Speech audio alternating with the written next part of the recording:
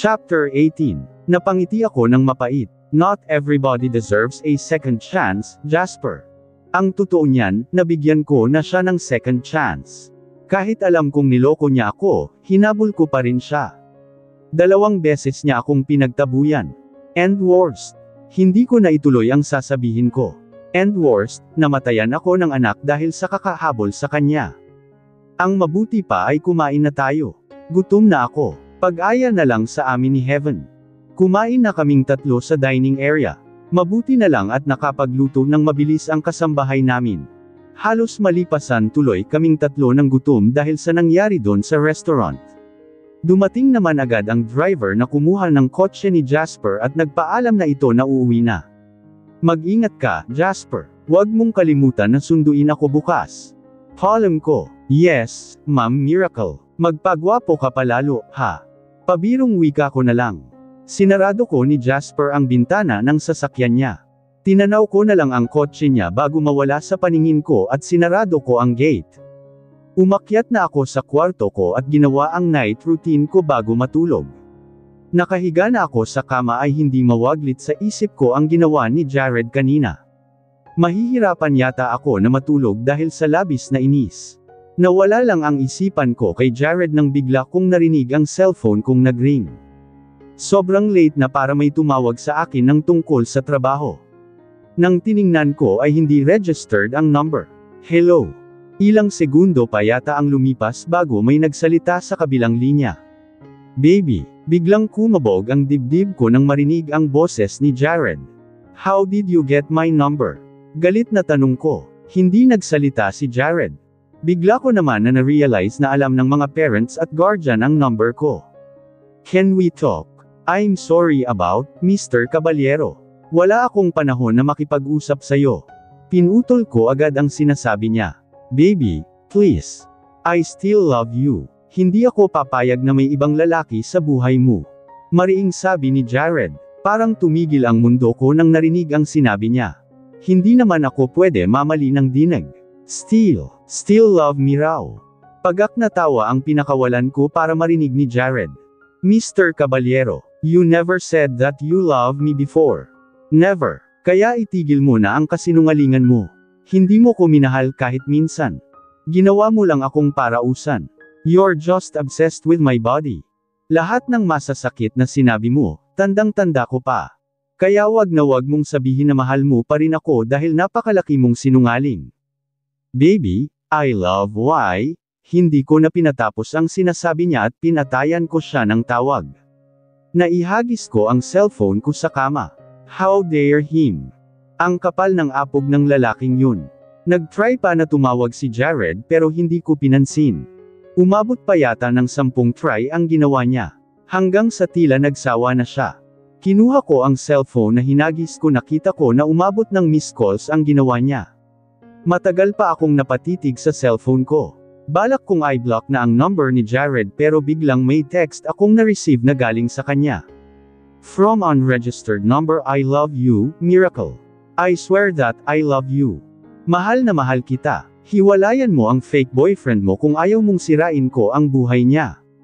Alam kong ako lang ang mahal mo. What the heck? Sigaw ko sa isip ko. Tumaas ang presyon ng dugo ko. Mac Otto's wagas. Hindi ko na alam pa ang tumatakbo pa sa utak ng lalaking yun. Nababaliw na talaga siya. Iba talaga ang pagka-possessive ng isang Jared Carl Caballero. Wala sa lugar. I replied, don't be proud of yourself, Mr. Cabalrongerang. Kinalimutan na kita. Matagal na. I moved on. Do you think nahihintayin kita habang buhay? I'm still young at maraming naghahabol sa akin.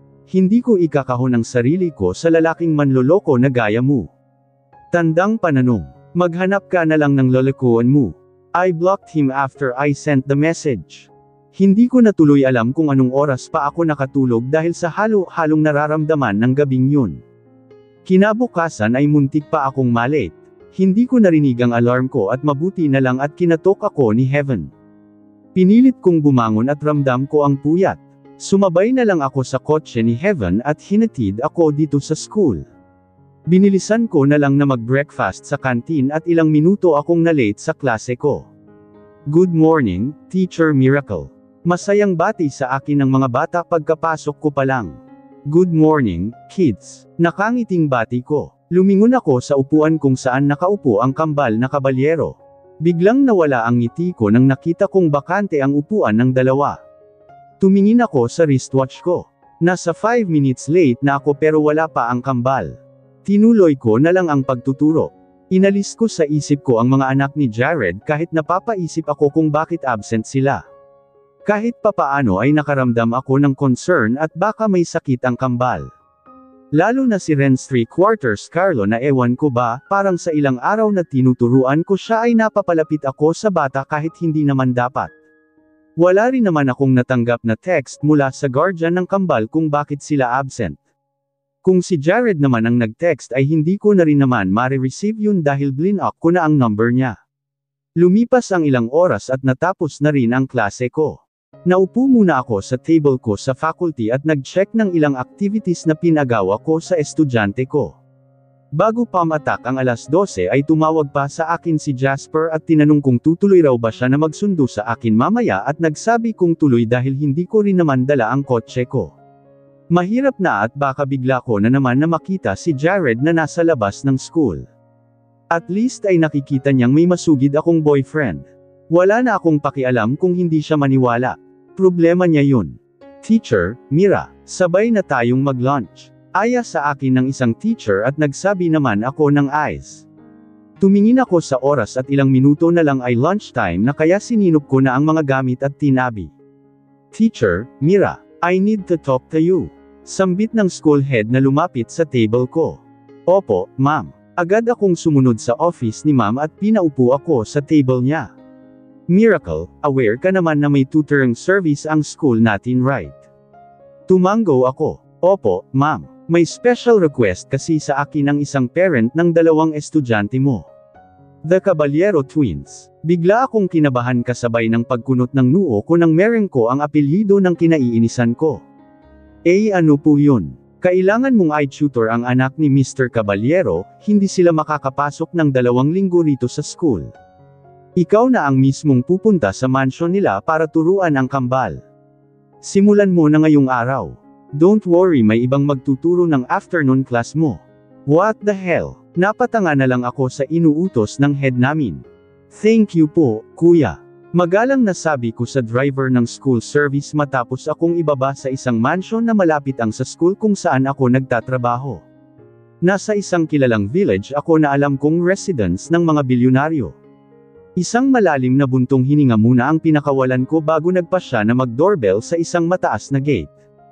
Hindi ko naman kita ang loob ng mansion dahil sa taas ng bakod noon. Napatingin pa ako sa CCTV na naroon sa itaas ng gate bago tuluyan na pindutin ang doorbell. Hindi na ako naghintay ng matagal at may nagbukas ng gate. Isang lalaki na maganda ang tikas ng katawan. Ma'am Miracle, hinihintay na po kayo ni Boss JK. Magalang na sabi ng lalaki. Naningkit agad ang mata ko sa narinig. So, nandito rin siya. Nakaramdam agad ng labis na inis na ginagamit pa niya ang mga anak niya para lang sa pansariling interest. Wala naman na akong magagawa kung hindi ang pumasok ng iginiya na ako ng lalaki na pumasok ng gate. Tumambad agad sa akin ang lawak ng labas ng mansion. Sinundan ko lang ang lalaki ng naglakad na ito patungo sa nakita kong 2-story mansion. Ang laki noon. Pero may kakaiba sa mansion na yun. Parang ang plain. Parang kulang sa design. Sa tingin ko lang ay mas maganda pa ang bahay namin kahit mas maliit doon. Wala rin akong makitang mga tanim man lang na bulaklak sa mga gilid. Pero hindi ko mapigilan na humanga nang makita ko pa na may mini playground. Dun sa part na yun ay ang ganda. Ganon dati ang pinangarap ko na magkaroon ng sariling ganon kapag may anak na ako. Tapos gusto ko rin ng isang room na parang dollhouse kung babae naman ang naging anak ko. Pero wala, hanggang pangarap na lang iyon. Nang makarating kami sa tapat ng pinto ay parang ayaw ko na tuloy na pumasok sa loob sa isipin na naroon si Jared. Pero kailangan kong maging professional. Trabaho ang pinunta ko dito, hindi siya. Ma'am Miracle, tuloy po kayo. Magalang na sabi pa rin ng tauhan ni Jared na binuksan ang pinto. Pagkabukas ko pa lang ay naroon na si Jared kaya natigilan ako. Matiim itong nakatitig agad sa akin. Nakita ko ang pagtaas ng dulo ng labi niya. Agad ko siyang inirapan at iniwas ang tingin, iwan mo na kami. Narinig kong sambit ni Jared pero hindi ko siya pinansin. Nabaling ang tingin ko sa sala. Kung plain sa labas ang itsura nitong mansion ay ganun din sa loob. Parang bagong lipat lang sila dito. Halos sala set lang ang narito at ilan lang ang gamit. Nailibot ko tuloy ang tingin sa kabuuan ng mansion. Malawak pero kulang sa ayos. Narinig ko ang mahinang pagtikhim. Hindi ko pa rin tiningnan si Jared. Tumingin na lang ako sa lapag at baka nakikita niya na nilalay ko ang bahay niya sa isip ko. I'm sorry kung hindi pa ayos ang mansion ko. We've been living here for almost a year, but Lavey deliberately left the renovations unfinished. I want my future wife to be the one to decide on the interior design. Besides, no one really comes here, bukod sa mga tauhan ko at kasambahay. You're the first person to ever visit. Mahinahon na sambit ni Jared. Doon ko binaling ang tingin kay Jared. Kagaya ng bahay niya, sinigurado kong plain lang ang makikita niyang emosyon sa mock trabaho ang pinunta ko dito, Mr. Caballero, hindi para marinig ang kwento ng buhay mo. Nasaan ang mga bata at matutor ko na para makauwi ako ng maaga? Masungit na sabi ko. Ngumisi lang si Jared. Lalo tuloy akong nenas. Pinasok pa niya ang magkabilang kamay sa short niya at napatingin ako doon. Nakita kong mambak ang harapan ng short niya. Agad kong inalis ang tingin doon. Nakasuot lang siya ng pambahay ngayon. Baka kauuwi lang. Masyado ka naman na nagmamadali, Teacher Mira. Don't worry, kapag ginabi ka ay maluwag ang kama ko. Pwede ka naman na matulog sa tabi ko. Kung babastosin mo lang ako, Mr. Caballero, mas mabuti pa siguro na umalis na lang ako. Mataas ang boses na pagkakasabi ko. Talagang kinalimutan na niya ang kasalanan niya sa akin. Dinadaan niya ako sa the moves niya. I'm sorry, Mira. Gusto ko lang na, gusto mo lang talaga na bastosin ako. Ganun lang kababa ang tingin mo sa akin. Putol ko sa sasabihin niya. Kulang pa yata ang suntok na inabot mo kay Heaven, no? Nagbuntong hininga muna si Jared. I'm sorry. Kung inaakala mo nagipit ako at kailangan na kumapit sa patalim kaya kahit hindi ko gustong magpunta dito ay ginawa ko ay nagkakamali ka. Kaya kung mag-resign kung kailan ko gugustuhin. May pera rin ako kagaya mo kaya kahit mawala sa akin ang trabahong ito ay makakakain pa rin ako ng 3 beses isang araw. I'm just being professional. Kaya sana lang ay umakto ka rin na professional. Mariing sabi ko. Ayaw naman na alisin ni Jared ang titig sa mukha ko pero pilit ko na sinasalubong ang tingin niya. Right, I'm sorry. Please don't resign. Kailangan ka ng mga bata. Ihahatid na kita kung nasaan ang mga bata. Sabi niya na kahit papaano ay natakot sa sinabi ko. Tumalikod na si Jared. Sinundan ko na lang siya. Balak niya pa akong akayin ng nasa tarangkahan na kami ng hagdan at nilahad niya pa ang kamay niya. Kaya kung humakbang mag-isa, Mr. Caballero. Pagkasabi ko noon ay hindi na naman siya nagpumilit.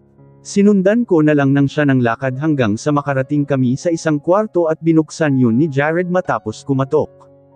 Agad tumambad sa akin ang isang kwarto na study room ng mga. May table doon at may whiteboard na rin kaya madali lang na magturo. Teacher Miracle. Gulat na sabi ni Renz Carlo na nabungaran kong may ginagawa sa table nito. Tuldok. Agad itong tumayo at halos patakbo na lumapit sa akin. Renz, how are you?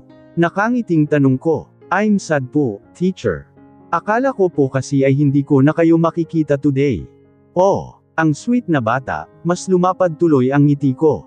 Bigla naman na binaling ko ang tingin kay Jared na malamlam ang tingin sa amin ng anak niya. Nag-iwas ako ng tingin ng magtama ang mga mata namin. Renz, go back to your seat now. We will start the lesson now. Seryosong sabi ko sa bata. Ayoko na isipin ni Jared na attached ako sa mga anak niya. Pagkasabi ko noon ay binalik ko ang tingin kay Jared. You can leave US. Bagsak naman ang balikat ni Jared na sumunod sa akin at napilitan na lumabas ng kwarto. At ano, gusto niya pang maki-join sa amin. Nagsimula na ang pag-tutor ko sa dalawa. Kung ano ang namiss nila sa school kanina ay yun din naman ang tinuro ko.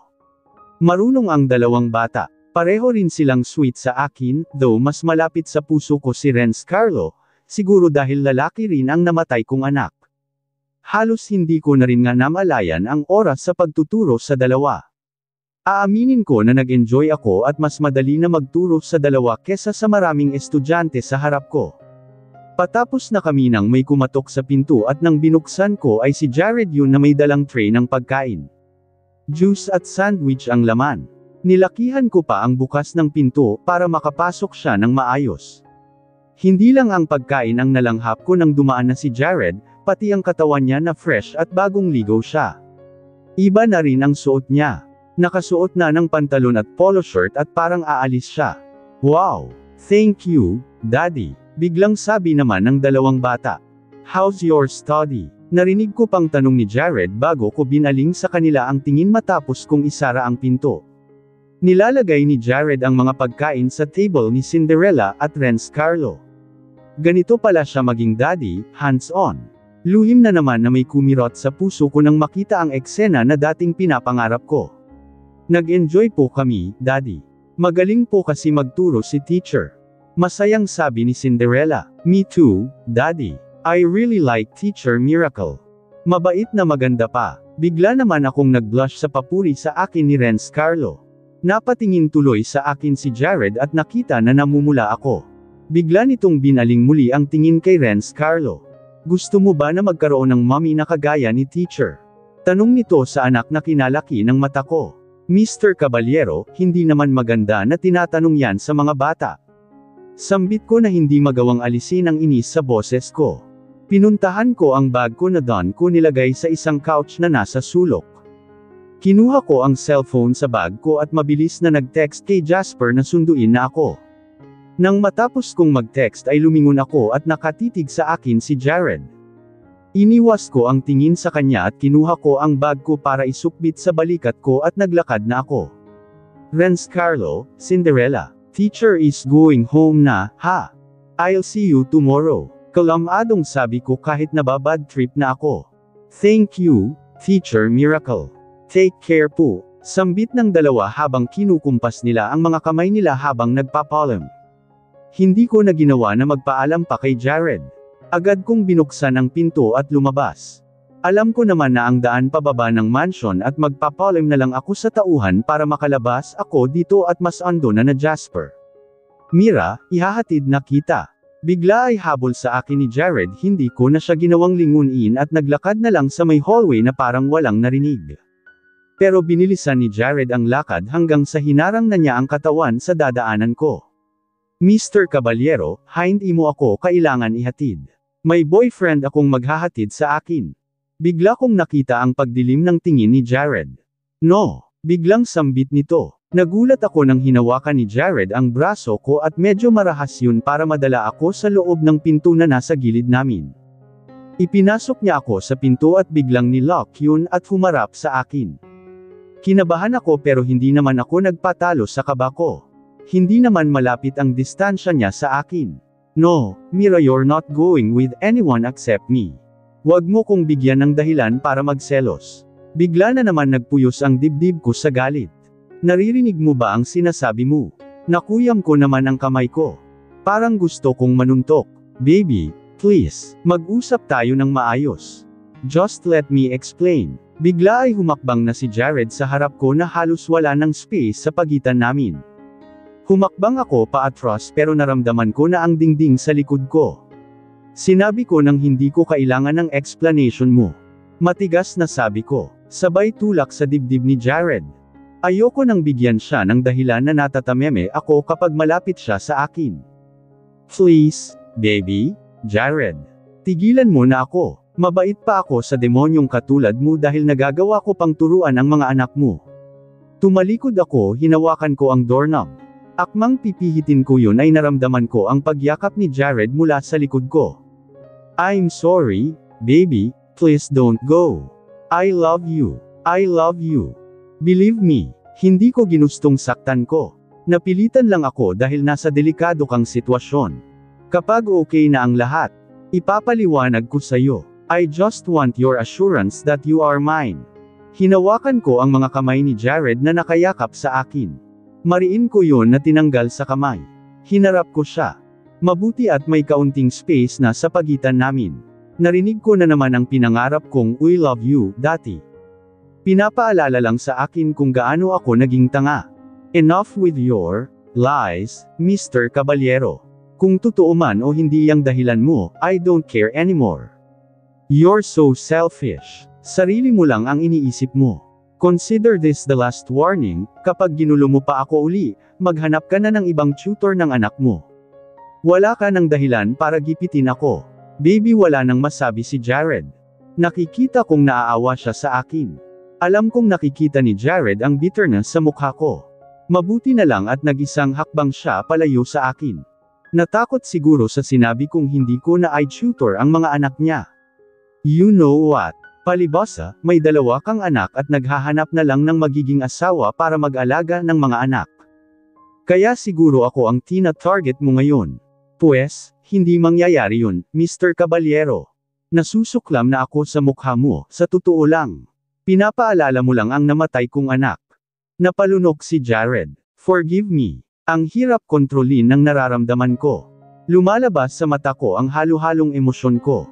Bigla ay parang nanlalabo na ang paningin ko dahil nagsimulang mamasa ang mata ko sa nagbabadyang luha.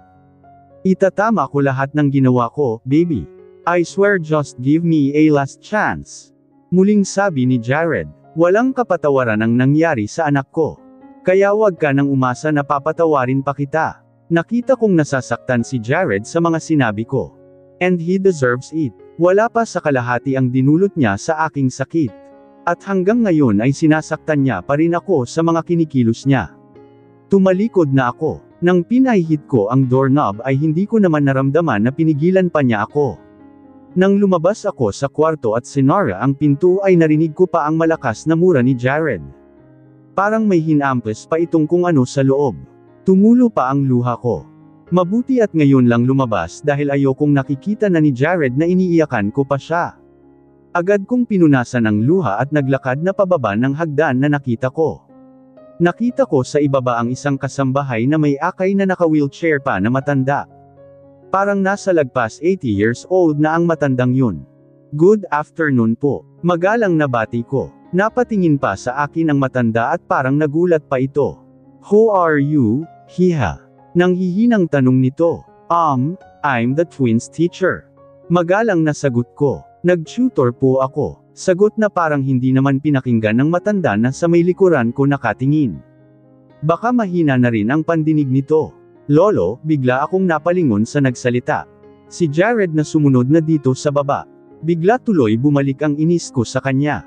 Nanatili muna akong nakatayo hanggang sa makalapit siya sa nasa kung saan ang matanda. JK, who is she? Tanong muli ng matanda. She's the twins teacher, Lo. Malakas na sabi ni Jared, tumanggo-tango naman ang matanda. Akala ko ay siya na ang true love mo. Ang sabi mo sa akin ay ang unang babae na dadalhin mo dito ay ang magiging asawa mo. Sabi ng matanda. Bigla akong namula sa narinig. Napatingin ako kay Jared na nakangisi sa lolo nito. Lo, liligawan ko muna siya. Just give a week to take care of some things. Tatapusin ko muna ang mga dapat tapusin. You'll be hearing wedding bells sooner than you think. Sambit ni Jared at matapos ay lumingon pa ito sa akin.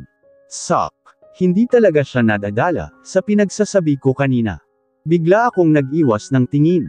Nabaling dun sa naghahawak ng wheelchair na halatang kinikilig sa sinabi ng amo nito. Ang yabang kapag nasa harap ng iba. I'm glad to hear that, JK. Gusto ko pang makita ka na magkaroon ng maraming anak. Sambit ng matanda. I'm sure of that, Lo. Kahit 10 apo ay ibibigay ko pa sa'yo. Parang napupunta sa mukha ko ang lahat ng dugo ko sa harap-harapan na sinasabi ni Jared. Excuse me, I need to go. Singit ko sa dalawa. Lumingon sa akin si Jared na nakangiti pero sinimangutan ko lang siya. Manang, pakihatid na si Teacher Miracle sa labas, ako na ang bahala kay Lolo. Sambit ni Jared na binaling ang tingin sa kasambahay. Napatingin na lang ako muli sa maglolo. Nakita ko na hinawakan ni Jared ang wheelchair ng lolo nito. Hindi nakaligtas sa mata ko ang kamay nitong duguan. Agad na iniwas ko rin ang tingin mula doon. Mukhang sinuntok nito ang dingding. Yun siguro ang narinig ko kanina. Hindi ko na nagawang magpaalam pa sa maglolo. Agad akong kumilos at sumunod agad sa kasambahay. Pakiramdam ko ay nakatitig ang dalawa sa akin habang naglalakad ako. Sige lang, Jared Carl Caballero. Ituloy mo lang ang hallucination mo na papatulan pa kita. Mapapahiya ka lang sa sarili mo. Natatawang sabi ko sa isip ko. Thank you, Jasper. Nakangiting sabi ko matapos ako nitong ihatid sa bahay. Welcome, Ma'am Mira. Bukas ulit. Magalang na sabi nito. Pumasok na ako bahay namin matapos ihatid ng tanaw si Jasper. Hindi ko tuloy alam kung itutuloy ko pa ba ang pagpapanggap na boyfriend ko si Jasper, ganon na alam na nga ni Jared na may kasintahan na ako ay ginugulo pa rin niya ako. Paano pa kapag nalaman nito na wala talaga akong boyfriend? Malamang na mas guguluhin niya. Tsaka kanina ay hindi na siya nag-insist na ihatid ako. Siguro naman ay tinamaan siya sa mga sinabi ko. Good afternoon, Ma'am Miracle. Bungad sa aking ng kasambahay. Manang, pwede niyo po ba akong gawan ng merienda? Kahit sandwich at juice lang po. Magalang na sumunod sa akin ang kasambahay namin.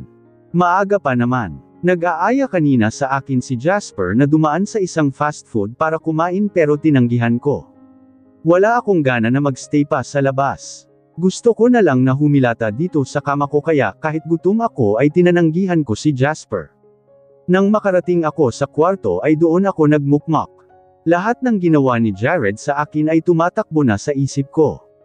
Totoo naman ang sinabi ko na napaka-selfish niya at feelings niya lang ang iniisip niya. Wala talaga siyang pakialam sa nararamdaman kong galit. Gusto kong lumayo kay Jared pero ayaw ko naman iwan ang nagpapasaya sa akin sa ngayon, ang pagtuturo. Kapag tinuloy ko ang pagpapagawa ng gusto kong Children's Learning Center ay malaking kapital pa ang kakailanganin ko. Kaya nga nagpapalipas muna rin akong magturo para makaipon through dividends na nakukuha ko sa company namin ni Heaven at the same time ay nag-e-enjoy ako habang kumukuha rin ng experience para ma-manage ko ng maganda ang pangarap kong learning center. Nakarinig na lang ako ng katok sa pinto at tinatamad kong pinagbuksan si Manang na may dalang tray ng pagkain. Kinain ko na ang ginawa sa akin ni Manang. Lumipas pa ang ilang oras at dumating na rin si Heaven. Matapos namin na mag-dinner ay kinausap ko siya. Hindi na ako naglilihim sa kanya kapag tungkol kay Jared dahil ayokong maulit ang pagiging tanga ko kaya nagkwento ako na nag-tutor ako sa anak ni Jared. Talaga, Ate Mira, ang kapal talaga ng lalaking yun, kulang pa yata ang ginawa ko sa kanya. Nakita ko kung paano nanggigil si Heaven sa pagkakasabi ko pa lang na nag-tutor ako. Hindi ko natuloy kinwento ang iba pang pinagsasabi sa akin ni Jared nang ipinasok ako nito sa isang kwarto, pati na rin ang pinagsasabi nito sa harap ng lolo nito. Baka lalong mabad trip ang kapatid ko. Kung gusto mo, Ate Mira, ay push na natin ang learning center na gusto mong ipatayo. Mag-loan na lang tayo sa bangko para sa kulang na kapital. Makakabayad naman tayo dahil mas lumalago pa ang negosyo natin. Ayoko lang na dumating ang panahon na mahulog ka naman sa lalaking yun. Sabi nga nila first love never dies. Paano kung pakiligin ka naman niya? Baka ma-fall ka na naman. Seryosong tanong ni Heaven. Tumitig ako sa kapatid ko na tinatansa ang emosyon ko. Heaven, I assure you, matagal nang namatay ang pag-ibig ko sa kanya, wala nang puwang na balikan ko pa siya kahit magmakaawa pa siya sa akin. Nakatatak sa akin na namatay ang anak namin dahil sa ginawa niya. Tsaka, mas gusto ko na rin na nakikita siyang nagseselos. Nakakaganti man lang ako kahit papaano sa naramdaman ko dati. Kapag natapos na ang school year, magre-resign na ako sa trabaho at itutuloy ang plano ko. Pero sa ngayon, gusto ko pang turuan ang kambal ni Jared. Ewan ko ba, parang feeling ko kasi nabubuhay si Carlos sa katauhan ng anak ni Jared. Magkaedad sila at feeling ko ay ganun din ang magiging itsura ni Carlo kung buhay pa siya. Pag-amin ko dahil yun naman talaga ang nararamdaman ko. Narinig ko na naman ang malalim na buntong hininga ni Heaven. Basta, Ate Mira, kung saan ka naman masaya ay susuportahan kita, basta wag lang talaga ang makipagbalikan sa matandang hakluban na yon. Hindi ko talaga siya mapapatawad sa ginawa niya sa'yo at kay Carlo. Oo na I swear, hindi na ako magpapadala sa kanya. Sigurado sa sariling sabi ko. Tinapos ko na ang usapan namin ni Heaven at inaya na lang siya na manood ng movie. Kinabukasan at katulad ng magiging routine ko ay pumasok muna ako sa school at ng hapon naman ay nagpunta ako sa mansion nila Jared para mag-tutor. Kagaya kahapon ay may naghatid din sa akin patungo sa mansion. Magandang hapon po, Ma'am Miracle. Nasa study room na po ang mga bata. Nakangiting bati sa akin ang kasambahay na nakita ko kahapon. Mabuti naman at ito ang sumalubong sa akin. Akala ko ay ang asungot na daddy na naman ng kambal ang bubungad sa akin. Sinundan ko na ang kasambahay nang iginiya ako papunta sa study room. Hello, teacher. Masayang bungad sa akin ng kambal. Agad akong lumapit sa kanila. Hello, Renz and Ella. Let's start the class na. At nagsimula na nga akong magturo ng kagaya ng tinuro ko sa morning class ko. Sobrang bibo ng dalawang bata kaya tuwang-tuwa ako sa kanila. Binigyan ko rin sila ng ilang minuto na break sa lesson. Ang ginawa ko ay kinausap ko lang sila ng tungkol sa mga hobbies nila. Hanggang sa natapos na ang lecture namin. Sakto na kumatok na ang kasambahay at may dalang tray ng pagkain. Teacher, Miracle, dito na rin po kayo kumain. Aya sa akin ng kasambahay. Hindi na po baka parating na rin po ang boyfriend ko. Nakangiting sambit ko. What, teacher? Biglang singit ni Cinderella kaya napatingin kami pareho ng kasambahay. Daddy told you you're going to be our mommy soon. Bakit ka po may boyfriend? Biglang nanlaki ang mata ko sa tanong ni Ella sa akin. Ella, why did you tell teacher? Daddy told you it's our secret. Biglang singit naman ni Renz Carlo na nakatingin sa kapatid niya. Nakita ko naman si Ella na nagtakip ng bibig nito. Mukhang hindi nito sinasadya ang pagtatanong sa akin. Nako, sabi ko na nga ba type na type ka ni Sir, Teacher Mira? Kinikilig na sabi ng kasambahay. Kaya pala kahit walang dahilan na mag-homeschool ang mga bata ay narinig kong tinakot niya yung school head niyo para lang mag-tutor po kayo. Biglang sabi naman ng kasambahay nang napatingin ako dito.